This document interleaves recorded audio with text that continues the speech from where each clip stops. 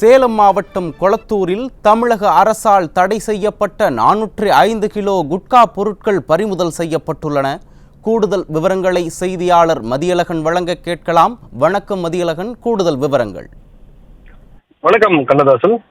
சேலம் மாவட்டம் மேட்டூர் அடுத்துள்ள தமிழக கர்நாடக எல்லை பகுதியான அங்கு சோதனை சாவடி ஒன்று உள்ளது. அதாவது அந்த பகுதி பேர் காரைக்காடு.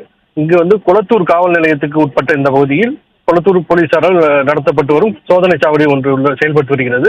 இந்த சோதனை சாவடியில் இன்றைய தினம் அதிகாலை காவல்துறையினர் வாகன தணிக்கையில் ஈடுபட்டிருந்தார்கள். அப்போது கர்நாடக மாநிலம் மாதேஸ்வரன் மலை பகுதியிலிருந்து தமிழகத்தை நோக்கி வந்து கொண்டிருந்த ஒரு சரக்கு வாகனத்தை தடுத்து நிறுத்திய போது அந்த வாகனத்தை நிறுத்திய ஓட்டுநர் அதிலிருந்து தப்பி ஓடிவிட்டார். இதனையடுத்து போலீசார் அந்த வாகனத்தை சோதனை செய்த போது அந்த வாகனத்தில் தமிழக அரசால் தடை செய்யப்பட்ட குட்கா உள்ளிட்ட புகையிலை பொருட்கள் அடங்கிய போதைப் பொருட்கள் கிட்டத்தட்ட 405 கிலோ அளவுக்கு இருந்திருக்கிறது. இதன் மதிப்பு கிட்டத்தட்ட 3 லட்சத்துக்கும் அதிகமாக இருக்கும் என போலீசார் தரப்பில் தெரிவிக்கப்பட்டிருக்கிறது.